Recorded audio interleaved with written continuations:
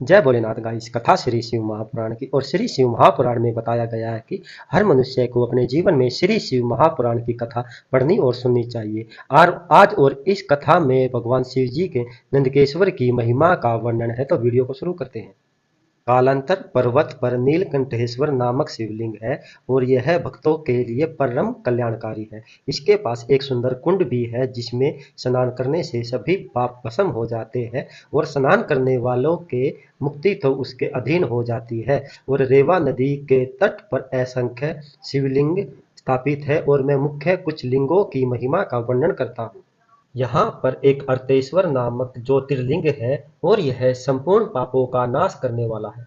और यहाँ पर परमेश्वर और सिद्धेश्वर नामक दो शिवलिंग और भी स्थापित हैं। और पवित्र रेवा नदी के तट पर दीक्षेश्वर, रामेश्वर, पुंडकेश्वर और मंडलेश्वर नामक 4 शिवलिंग और भी हैं।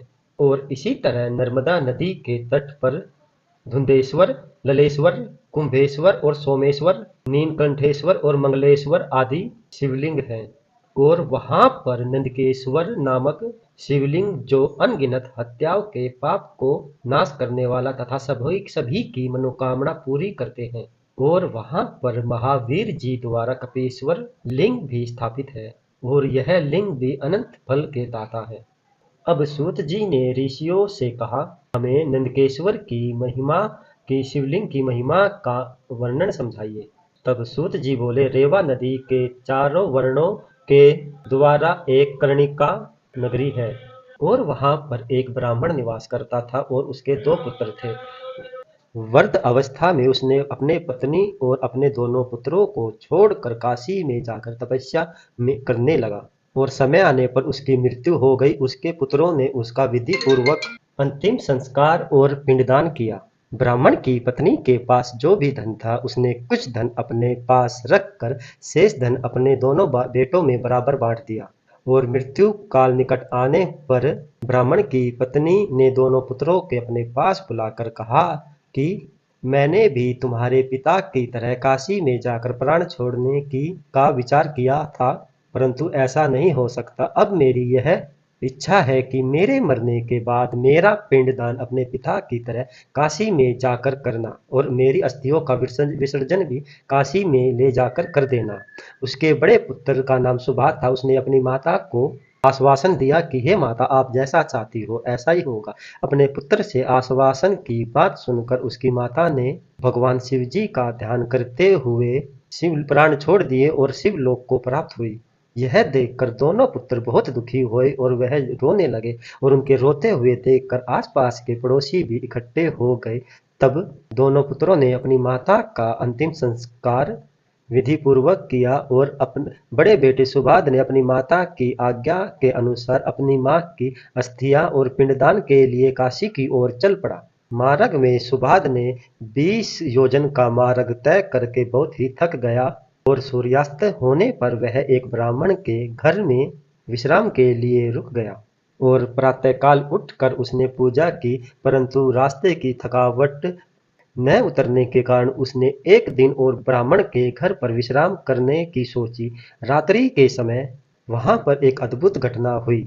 उस घर का स्वामी ब्राह्मण किसी कार्य के लिए घर से बाहर जाने वाला था, परंतु उसे बाद में याद आया कि आज तो मैंने गाय का दूध ही नहीं निकाला है। तब उसने अपनी पत्नी को पुकारते हुए कहा कि मुझे दूध निकालने का बर्तन दे दो और बछड़े को खूंटे से खोल दो। और कहीं बछड़ा अधिक दूध न पी ले। तब ब्राह्मण ने गाय के बछड़े को उसके थनों से हटा दिया, परंतु बछड़ा खूब उछल कूद करने लगा जिससे उसके पैरों में ठोकर लग गई। इस पर ब्राह्मण ने बछड़े को खूब मारा और दूध निकालकर आवश्यक काम के लिए चला गया। यह देखकर बछड़े की माता गाय बहुत दुखी हुई। तब कहने लगी कि मैं इस ब्राह्मण से बदला अवश्य लूंगी, मेरी तरह ये भी दुख भोगेगा। तब बछड़े ने कहा कि हे माता, यह तो हमारे पिछले जन्मों के पापों का ही फल है जो हम इस जन्म में पशु बनकर भुगत रहे हैं। और आप पापवृत्ति में मन न लगाकर शुभ कर्म करो जिससे हमारे पाप नष्ट हो जाए। परंतु गाय बोली कि मैं भी बहुत हतभग्नि हूँ, मैं इस ब्राह्मण को इसका दंड अवश्य दूंगी, इसने तुम्हें निरपराध मारा है। और तुम्हें सताने का दंड तो मैं इसे अवश्य ही दूंगी। बछड़े ने अपनी माता से कहा कि मैं प्रातःकाल उठते ही इसके किए गए कर्म का फल दंड तो इसको अवश्य ही दूंगी। तब बछड़े ने अपनी माता से कहा कि हे माता, ब्रह्म हत्या तो महापापों में गिनी जाती है। तब गाय बोली, हे पुत्र, मुझे ब्रह्म हत्या के महापाप का निवारण आता है। यह सुनकर बछड़ा शांत हो गया। इधर ब्राह्मण जो अपनी माता की अस्थियां लेकर काशी में जाने वाला था, वह गाय और बछड़े की सभी बातें सुन रहा था और वह सोचने लगा कि मैं कल सुबह यह देखूंगा कि गाय कैसे ब्रह्म हत्या के पाप का दूर करेगी। प्रातःकाल उठते ही घर के स्वामी ब्राह्मण ने कहा कि मुझे आवश्यक काम के लिए बाहर जाना है और अपने पुत्र से बोला कि आज तुम गाय का दूध निकाल लेना। इस प्रकार बोलकर ब्राह्मण घर से बाहर चला गया और उसके पुत्र ने बछड़े को खूंटे से खोल दिया और दूध निकालने की तैयारी करने लगा और उसकी माता भी उसके पास पहुंच गई। और रात्रि की तरह ब्राह्मण के पुत्र ने भी बछड़े को बहुत मारा। यह देखकर गाय ने अपने सींगों से ब्राह्मण के पुत्र के बगल में मार दिया, जिससे वह मूर्छित होकर पृथ्वी पर गिर पड़ा। अब उसकी माता जोर जोर से रोने चिल्लाने लगी। अपनी पत्नी की आवाज सुनकर ब्राह्मण भी वापस आ गया और कुछ ही देर बाद ब्राह्मण के पुत्र की मृत्यु हो गई।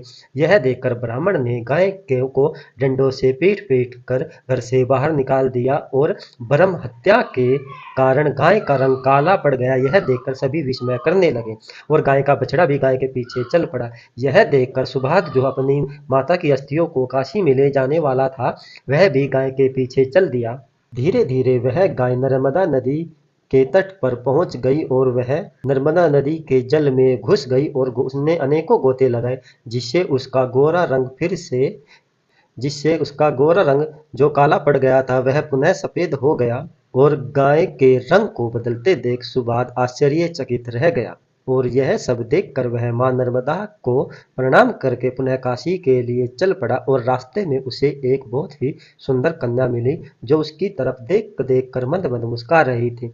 उसने पूछा कि हे ब्राह्मण, तुम यहाँ क्या कर रहे हो और कहाँ से आ रहे हो और कहाँ जा रहे हो। तब सुबाद ने सारा वृत्तांत उसे बता दिया। उसने कहा कि मैं अपनी माता की इच्छा के अनुसार उसकी अस्थियां लेकर काशी में जा रहा हूँ और वहीं पर उनका पिंड दान करूंगा। और उस ब्राह्मण की बातों को सुनकर उस सुंदर स्त्री ने कहा कि तुम कहाँ कहाँ भटकते फिरोगे और यह तीर्थ भी बहुत पवित्र है, इसलिए आप इन अस्थियों को इसी तीर्थ में प्रवाहित कर दो। और यहाँ पर प्रति वर्ष वैशाख शुक्ल सप्तमी को गंगा जी भी आती है और आज वही पवित्र तिथि है, इसलिए देर मत करो। और इतना कहकर वह स्त्री अंतर्ध्यान हो गई। यह सुनकर सुबाद ने अपनी माता की अस्थियों को नर्मदा नदी में प्रवाहित कर दिया। फिर एक घटना हुई। उसने देखा कि उसकी माता दिव्य शरीर धारण करके उससे कह रही है कि मेरे पुत्र, तुम धन्य हो, तुम सद्गति को प्रदान करने वाले हो और तुम्हें किसी भी चीज की कमी नहीं रहेगी और तुम सुख भोगोगे। इस प्रकार माता आशीर्वाद देती हुई भगवान शिव जी के धाम विमान पर आरूढ़ होकर चली गई और सुबाद भी घर के लिए प्रस्थान कर गया।